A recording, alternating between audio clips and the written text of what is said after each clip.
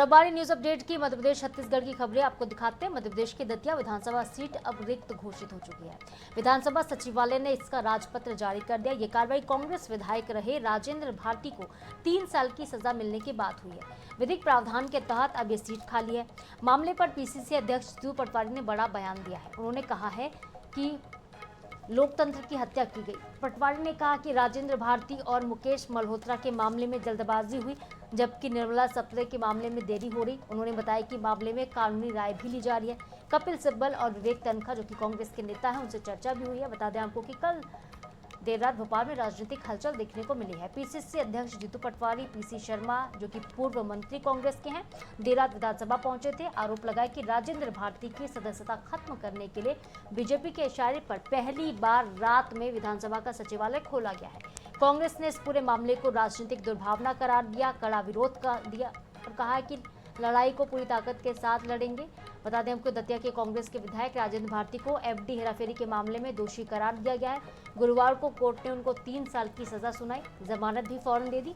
हालांकि मामले पर सियासत काफी तेज होती नजर आ रही है।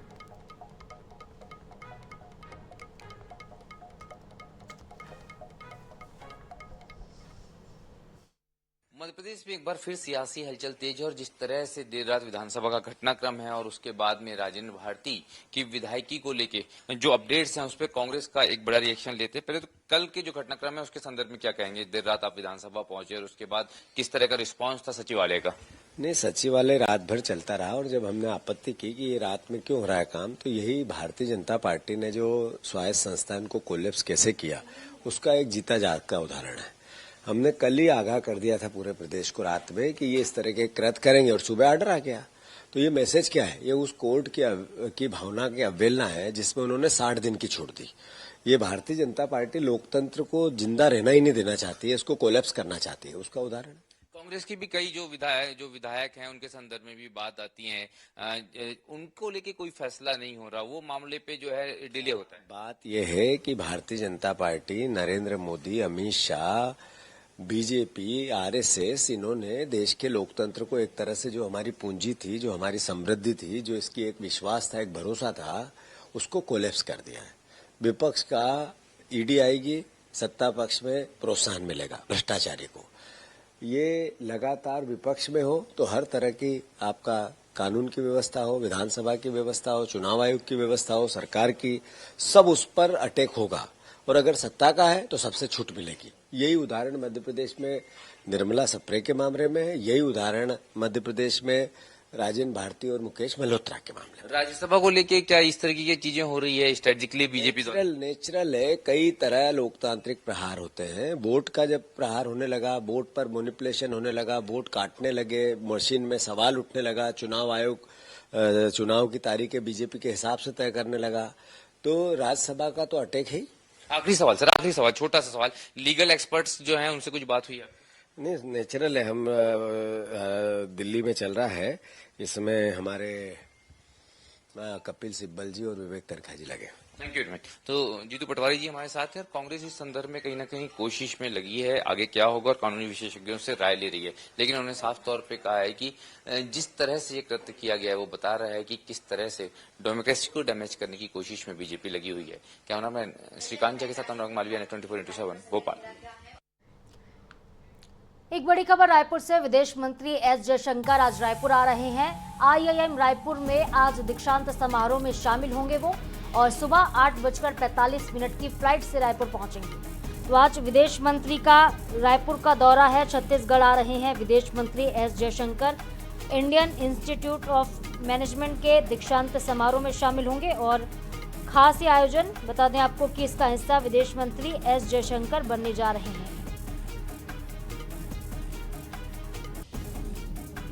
तो आईआईएम रायपुर में आज दीक्षांत समारोह का आयोजन किया जाएगा। सुबह 8:45 बजे फ्लाइट से रायपुर पहुंचेंगे एस जयशंकर और इस दीक्षांत समारोह में जो उपाधि प्राप्त लोग हैं उनको सम्मानित किया जाएगा, उनको उपाधि मिलेगी, बच्चों को मेडल प्रदान किए जाएंगे और ये पूरा आयोजन जो है बेहद खास होने जा रहा है। आईआईएम में 4 तारीख यानी कि आज दीक्षांत समारोह का आयोजन है और मुख्य अतिथि के तौर पर आ रहे हैं विदेश मंत्री एस जयशंकर।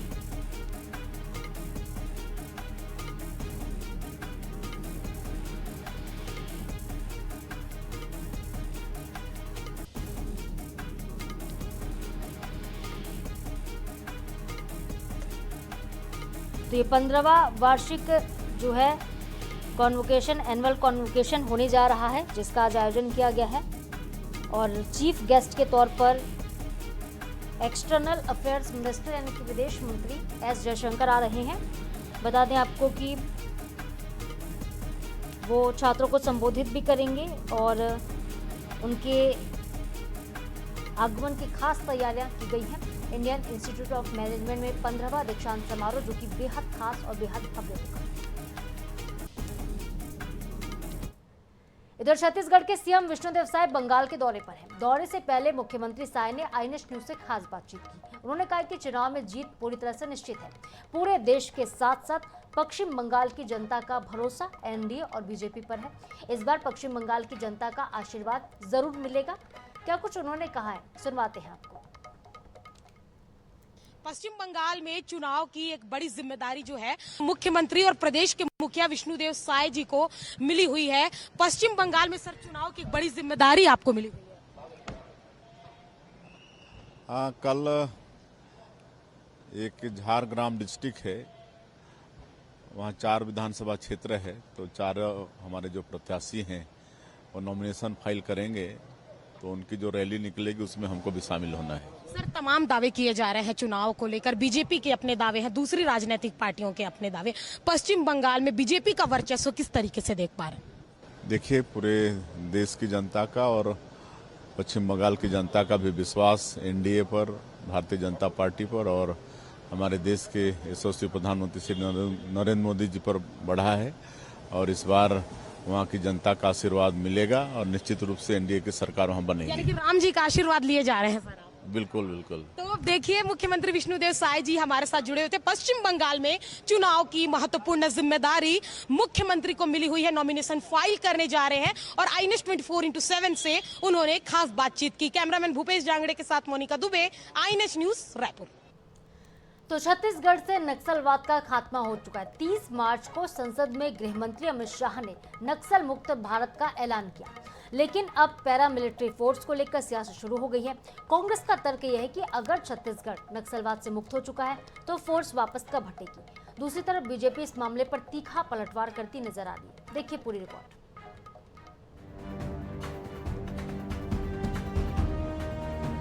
छत्तीसगढ़ को नक्सल मुक्त बनाने के लिए बीते कई सालों से हजारों की संख्या में जवानों की तैनाती की गई। प्रदेश में भाजपा की सरकार बनने के बाद छत्तीसगढ़ को नक्सल मुक्त करने के लिए अभियान शुरू हुआ। बस्तर के 7 जिलों समेत प्रदेश के नक्सल प्रभावित जिलों के लिए 1 लाख से अधिक जवान तैनात किए गए। जवानों की तैनाती के साथ ही उन्हें पर्याप्त संसाधन भी मुहैया कराए गए। यही वजह है कि बीते 2 वर्षों में नक्सलवाद के खात्मे की दिशा में फोर्स को अभूतपूर्व सफलता भी मिली। 31 मार्च की डेडलाइन तक छत्तीसगढ़ से तमाम बड़े नक्सली लीडर न्यूट्रलाइज कर दिए गए या मुख्य धारा में उनकी वापसी करा ली गई। यही वजह है कि अब नक्सलवाद से मुक्ति के बाद भारी भरकम फोर्स को लेकर सियासत हो रही है। पूर्व मुख्यमंत्री भूपेश बघेल कह रहे हैं कि अगर छत्तीसगढ़ से नक्सलवाद खत्म हो गया तो फोर्स कब हटेगी। इतना ही नहीं, वे बस्तर के विकास के लिए प्रत्येक गांवों को 1-1 करोड़ रुपए देने के वादे पर भी सवाल पूछते नजर आ रहे हैं। दूसरी ओर उप मुख्यमंत्री अरुण साव भूपेश बघेल पर तीखा पलटवार करते हैं।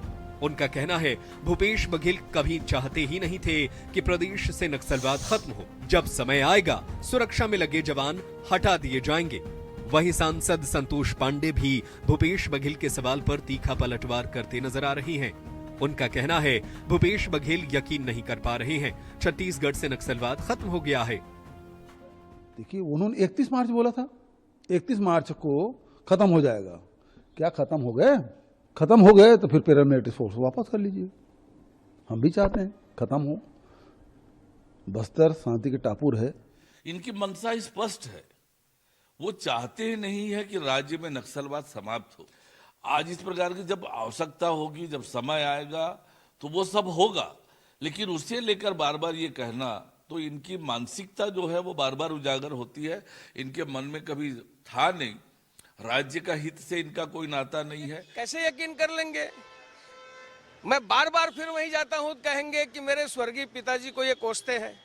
ये स्वर्गीय स्वतंत्र वीर सावरकर को भले कोस ले, इनके स्वर्गीय पूज्य पिताजी का सुरजू राम टेकाम से जो यूएपीए में अंदर है, अभी क्या संबंध है बताएंगे? छत्तीसगढ़ से लाल आतंक का खात्मा हो चुका है, पर फोर्स अभी 1 साल तैनात रहेगी। इस बात की घोषणा गृह मंत्री विजय शर्मा कई बार कर चुके हैं। अब सुरक्षा बलों की तैनाती को लेकर भले सियासत हो रही हो, यह जरूरी है कि बस्तर के सभी जिलों से आईईडी का खतरा समाप्त होने, जनजीवन सामान्य होने तक पर्याप्त सुरक्षा मुहैया कराई जाए। तभी बस्तर में विकास की गति और तेज होगी, तभी बस्तर देश का सबसे विकसित संभाग बन पाएगा। गौरव शर्मा, रायपुर। इधर छत्तीसगढ़ में नक्सलवाद के खात्मे के बाद अब सरकार एक बड़ी मानवीय पहल करने जा रही है। बस्तर से पलायन कर चुके आंध्र प्रदेश और तेलंगाना में जाके बसे हजारों परिवारों की घर वापसी की तैयारियां शुरू हो गई हैं। लाल आतंक के दौर में अपना घर और बार छोड़ने को मजबूर हुए इन लोगों के पुनर्वास के लिए एक्शन प्लान बन रहा है, लेकिन इस मुद्दे पर सियासत भी काफी तेज हो रही है। आखिर क्यों? एक रिपोर्ट देखिए।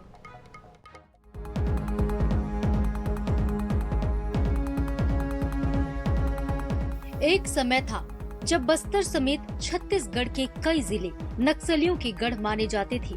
बीजापुर, सुकमा, दंतेवाड़ा और नारायणपुर में नक्सलियों का जबरदस्त आतंक था। हालात ऐसे बने कि सलवा जुड़ूम के दौरान हजारों ग्रामीणों को अपना घर तक छोड़ना पड़ा। नक्सल हिंसा, जलते गांव और जान के खतरे के बीच बड़ी संख्या में लोग आंध्र प्रदेश और तेलंगाना के गांवों में जाकर बस गए। दशकों तक ये परिवार अपने ही देश में विस्थापितों के जैसा जीवन जीते रहे, लेकिन अब हालात बदल चुके हैं और सरकार इन्हें वापस लाने की तैयारी में जुट गई है। बस्तर से आंध्र प्रदेश, तेलंगाना गए लोगों की होगी वापसी। 31,098 लोग दूसरे राज्यों में प्रवासित।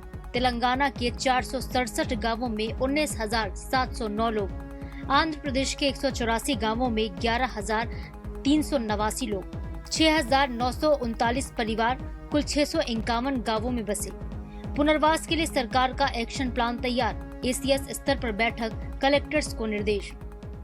जो लोग उस समय कहीं और चले गए थे वो अपने अपने स्थानों पर वापस आना चाहते हैं, वो भी बात आ रही। आने वाले समय में सभी विभाग अपना अपना दायित्व का निर्वहन करेंगे, अपना अपना काम करेंगे। अभी जैसे बस्तर के बहुत साथी आज दूसरे प्रदेश में जाके पलायन कर रहे हैं, आखिर इसका अगर दोषी है तो केवल आप हैं, क्योंकि आप रोजगार नहीं दे पा रहे हैं। तो मैं ये कहना चाहूंगा कि ऐसे लोगों को रोजगार आप दे पाएंगे क्या? बेहतर शिक्षा दे पाएंगे क्या? बेहतर उनकी सुरक्षा कर पाएंगे क्या? ये मेरा सवाल है। अब सरकार इन सभी परिवारों की घर वापसी और पुनर्वास की योजना बना रही है। इसके लिए अंतर विभागीय समिति काम कर रही है, लेकिन इस पहल के बीच सियासी बयानबाजी भी शुरू हो चुकी है। उप मुख्यमंत्री विजय शर्मा का कहना है कि वापसी की प्रक्रिया शुरू कर दी गई, जबकि कांग्रेस नेता संतराम नेताम ने पलायन के लिए बीजेपी सरकार को जिम्मेदार ठहराया। लाल आतंक के कारण जिन परिवारों को अपनी जमीन और अपनी जड़ों से दूर होना पड़ा, अब उनके लिए वापसी की उम्मीद जगी है। सरकार की पहल अगर जमीन पर सफल होती है तो हजारों परिवारों को नई जिंदगी मिल सकती है। हालांकि सियासत के बीच सबसे बड़ी राहत उन लोगों के लिए होगी जो सालों से घर लौटने का इंतजार कर रहे हैं। गौरव शर्मा, INS 24/7, रायपुर। मध्य प्रदेश यूथ कांग्रेस के प्रदेश अध्यक्ष यश घनघोरिया सिंगरौली से सीधी पहुंचे, तो दूसरी तरफ यश घनघोरिया के सीधी पहुंचने पर जिला महासचिव के साथ ही कांग्रेस के अन्य पदाधिकारियों ने फेसबुक पर अपना इस्तीफा वायरल कर दिया। इस दौरान यूथ कांग्रेस के प्रदेश अध्यक्ष घनघोरिया जिला पार्टी के दफ्तर पहुंचे, जहां पे बूथ और विधानसभा पदाधिकारियों की बैठक ली, पार्टी को मजबूत करने का मंत्र भी दिया। प्रदेश अध्यक्ष से मीडिया के यूथ कांग्रेस में इस्तीफे के सवाल पर घनघोरिया ने कहा उन्हें जानकारी नहीं है। इस दौरान घनघोरिया ने प्रदेश की बीजेपी सरकार पर हमला भी बोला। संज्ञान में अभी ऐसी कोई भी बात नहीं है भैया। इस संगठनात्मक कमजोरी दिख रही है, इसके लिए क्या करेंगे आप? मैं नहीं समझता हूँ कि कोई भी ऐसी चीज, कोई भी ऐसी घटना अभी तक मेरे समकक्ष नहीं आई। जब मुझे जानकारी उस विषय में होगी तो बिल्कुल। दतिया विधानसभा सीट खाली होने पर और कांग्रेसियों के लगाए गए आरोप को लेकर बीजेपी के प्रदेश अध्यक्ष ने यानी कि हेमंत खंडेलवाल ने प्रतिक्रिया दी है। मीडिया से चर्चा में बीजेपी के प्रदेश अध्यक्ष ने कहा है कि दतिया कांग्रेस के विधायक पर किसी आरोप के कारण कोर्ट ने कार्रवाई की। पूरी तरह से ये कोर्ट की प्रक्रिया है। न्यायालय ने जो कार्रवाई की है उसका चाहे बीजेपी कांग्रेस हो स्वागत करना चाहिए। कोर्ट के आदेश का पालन होगा और विधानसभा चुनाव अगर होना है तो इसका निर्णय चुनाव आयोग करेगा, संबंधित संस्था करेगी। किसी सदस्य की अगर सदस्यता जाती है तो नियम के अनुसार संविधान के अनुरूप जो होगा वो काम होगा। भारतीय जनता पार्टी अदालत के साथ है, बीजेपी का किसी भी प्रकरण से कोई भी लेना देना नहीं है।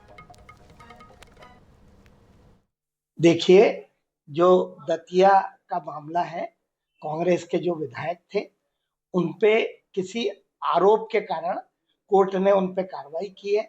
ये पूरी तरह न्यायालयीन प्रकरण है। न्यायालय ने जो कार्रवाई की उसका चाहे भाजपा हो चाहे कांग्रेस हो, उन्होंने स्वागत करना चाहिए और जो भी कोर्ट के निर्देश रहेंगे उसका भारतीय जनता पार्टी पालन करेगी। कोर्ट के आदेशों का पालन करने का काम चुनाव आयोग और विधानसभा के जो हमारे अध्यक्ष हैं उनको निर्णय लेने का अधिकार है, वो इस बारे में सही निर्णय करेंगे। रायपुर के कलेक्ट्रेट में स्थित एसपी के दफ्तर में शिफ्टिंग में कार्रवाई के दौरान लापरवाही देखने को मिली है। 5 मंजिला कंपोजिट बिल्डिंग के निर्माण के चलते एसपी ऑफिस को ट्रांसफर किया गया। शिफ्टिंग के दौरान रिकॉर्ड पूरी तरह से सुरक्षित स्थान पर नहीं ले जाए गए। पुराने भवन के जर्जर कमरों में अब भी फाइलें दबी हुई हैं और धूल हवा खा रही है। मौके का जायजा लिया संवाददाता मोहम्मद हसन ने। राजधानी रायपुर के कलेक्ट्रेट स्थित एसपी कार्यालय को शिफ्ट करने के बाद यहां पर 5 मंजिला कंपोजिट बिल्डिंग के निर्माण कार्य जो है वो शुरू कर दिया गया। पहली तस्वीर तो आप ये जो देख रहे हैं ये पुराने एसपी कार्यालय की जगह जहां पर एक 5 मंजिला कंपोजिट बिल्डिंग बनेगी।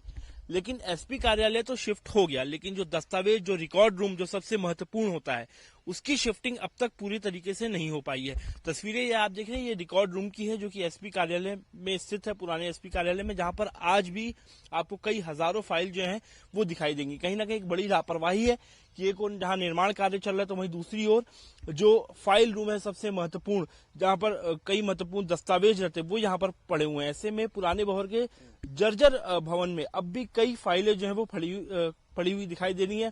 खिड़कियां टूटी हुई हैं, दरवाजा खुला हुआ है। ऐसे में बारिश का पानी, धूल, हवा से जो दस्तावेज है वो कहीं ना कहीं खराब हो रहे हैं।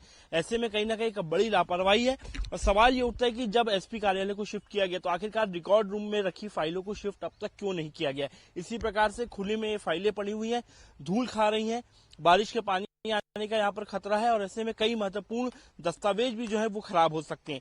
देखना होगा आखिरकार कब इन फाइलों को हटाया जाएगा, अर्थात कई महत्वपूर्ण फाइलें भी जो है वो खराब हो सकती हैं। कैमरा पर्सन इकराम कुरैशी के साथ मोहम्मद सैन, 24/7 रायपुर।